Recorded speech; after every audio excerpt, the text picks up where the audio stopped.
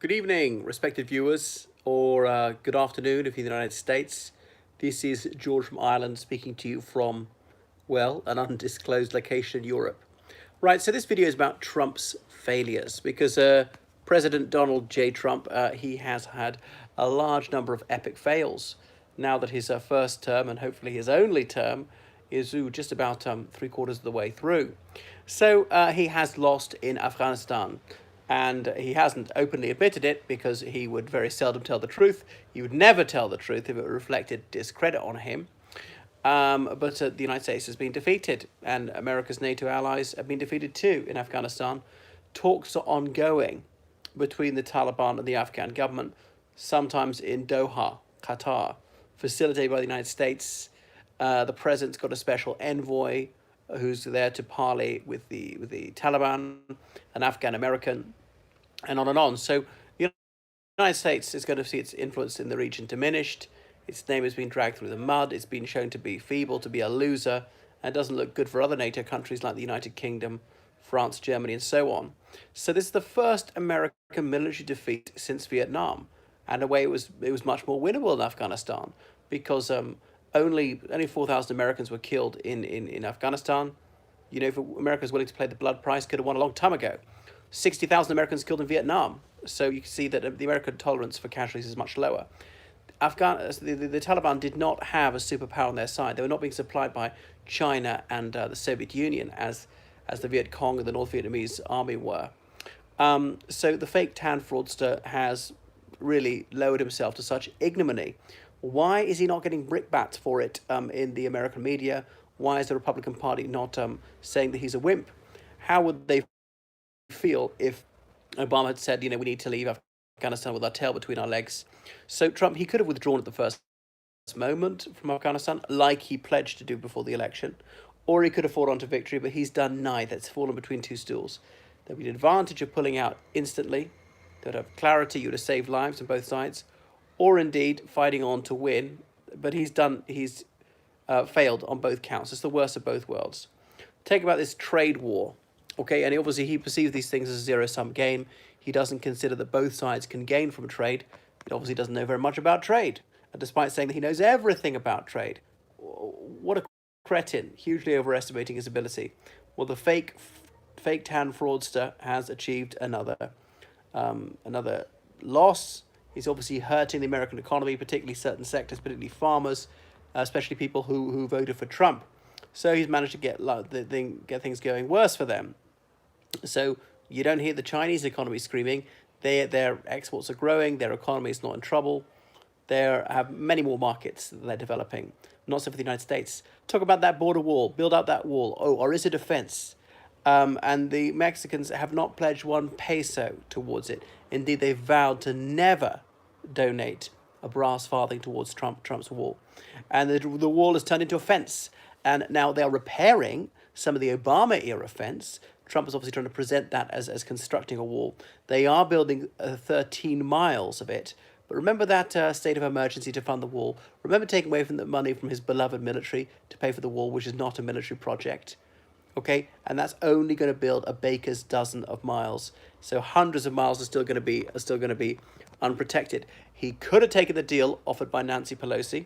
The Democrats said, we'll vote through money to pay for Border Patrol agents, not a wall, not a fence, a physical barrier of any kind. You can enhance border security, but oh no, he rejected that. Remember, he shut down the federal government, and then he caved in. He had to bend the knee. He capitulated. So the guy bottled it. He obviously doesn't have balls. He doesn't see things through. He's completely inconstant. Who would trust him? Even if you agree with the views that he's expressing, he's not going to stand up for you.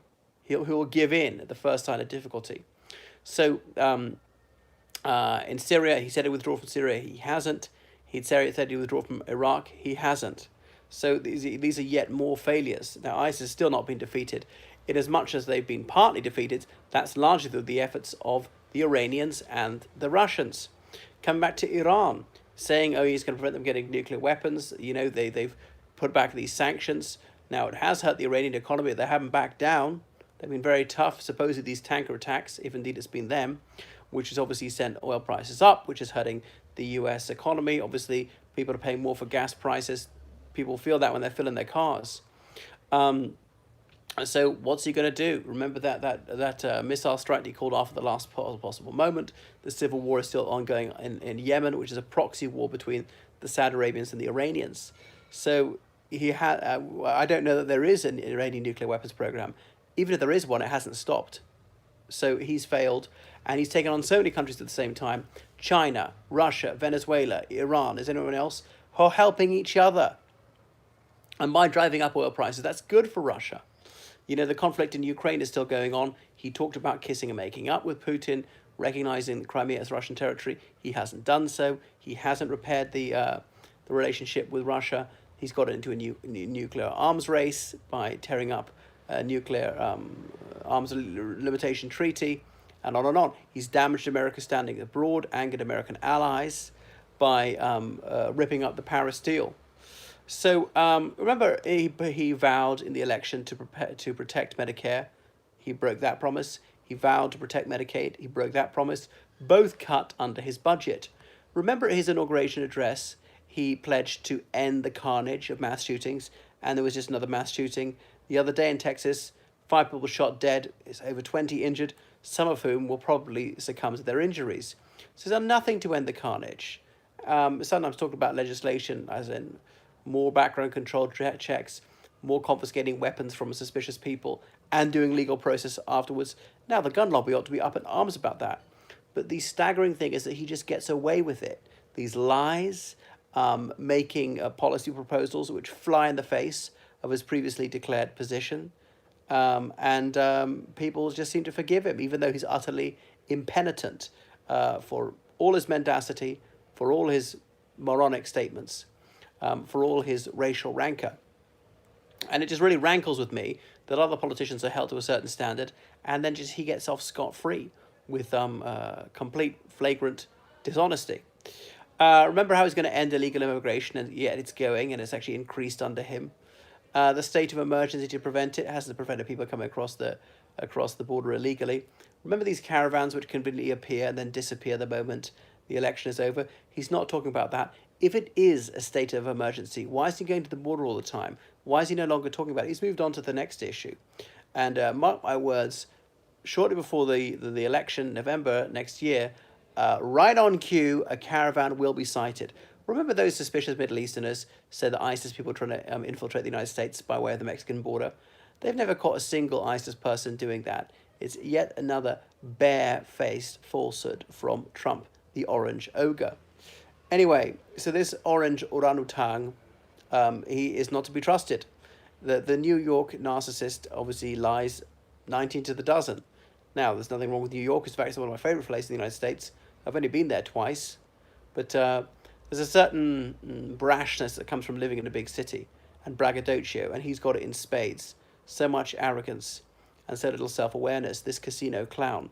It's amazing that people who favour balanced budgets and fiscal probity go for a guy like this. Fiscal conservatives, look at him, gone broke 3 times, lost billions of dollars. So he's had so many failures, and he's gambling with the nation's future. Well, the horror show hairstyle of his, well, that wouldn't be acceptable on Broadway, I don't think. With Trump sort of Halloween permanently trying to scare people, putting all that orange makeup on his face. How about machismo? You have orange makeup? Is that really a manly thing? My goodness. Remember he's a star in The Apprentice? Well, there'll be a lot more people hearing you're fired over the next couple of years in the United States, the way this trade war is going. But in fairness, the trade war is going to be an absolutely glorious one-sided victory for China. They're not asking it to be toned down. And okay, there've been sometimes Trump has suspended things. If it's good and easy to win, why are you suspending it? I mean, he knows he's losing 12.5% behind in the approval ratings. By the way, his defeat is not a foregone conclusion, so there's no grounds for complacency. So though he's on The Apprentice, he's more like the Sorcerer's Apprentice, if you know the piece of music or the story, getting things going that he then can't stop. He has no idea what he's playing at. And that's why he's firing White House staff all the time, tweeting 3 a.m, making all these spelling mistakes, just grossly incompetent and just utterly cretinous. The trade war. Well, no end in sight to that one. And by his public utterances, he can knock millions of dollars of various stock values. And I don't know why the GOP doesn't call him out. It's troubling that the Republican Party lets him let him get away with this. They're supposed to be part of big business, to care about profit and loss. They're supposed to be the party of family values. And just look how unethical he is in his treatment of others, in his treatment of women in particular, how ungentlemanly he is. What a couch potato, what a horror show he is, how vile, how vulgar, how puerile. And then, saying that he was the chosen one whilst looking to the heavens. The clergy are supposed to gainstand blasphemy. Where were priests and ministers when he said that? Why were they not denouncing from the pulpit, saying this is a profanity? Now, we all knew that he had a borderline personality disorder, but the messianic delusions, that just takes it a step further. You think he belongs in a psychiatric ward if he's going on like that. Does he believe what he's saying? Or is he simply mocking the Christian faith? Now, that doesn't bother me. You can crack a joke about anything you want, including any religion. But you think the Christian fundamentalists who break very heavily in his favor would say, well, I part company with him who does that. When he ridicules Christianity so publicly like that, I could no longer vote for a man who's just so grossly immoral, who feigns Christian piety just to grub for votes. But what kind of fool would actually believe that Trump would be sincere? What Christian virtues does he have? I think it seems like the 7 deadly sins, they seem to be more or less his checklist of things to do every day. There we are, Trump, an absolutely calamitous failure. There were some minor successes in the early days, in as much as the stock market was going up, but unfortunately, if he's going to be judged by that, it's going down since. And this time it can be directly traced to him. Presidents have a limited ability to influence these things, but when he says something about the economy, and as a direct result the stock market goes down, well, then that he is responsible for it. North Korea, yes, there hasn't been a nuclear war there, but then again, there's never been a nuclear war there, and the North Koreans are reneging on their commitments, and they're firing rockets over the south. They continue their saber rattling. So he's given what they wanted. He's given them the oxygen of publicity. He's given them a pattern of respectability by going to meet with Kim Jong-un on equal terms, by praising him to high heaven. And he stoked the guy's ego. He recognized a kindred spirit in this vicious, self-centered tyrant. And of course, Trump, he cannot abide the leaders of free countries and American allies. He's always bending the knee to brutal dictators. Remember what Ronald Reagan said, that appeasement, that is betraying your friends in order to curry favor with your enemies, and that's what Trump is doing. The Republican Party should have no truck with someone who's got no moral compass, like Trump. Now, I haven't liked the Republican Party very much in recent years, but there's certain things to be said in favor of it, especially historically. And look how Trump betrays all its much vaunted principles. Anyway, so that's him. I very dearly hope we see the back of him November next year. However, I don't take it for granted. So please do your bit. Get rid of this menace to world peace.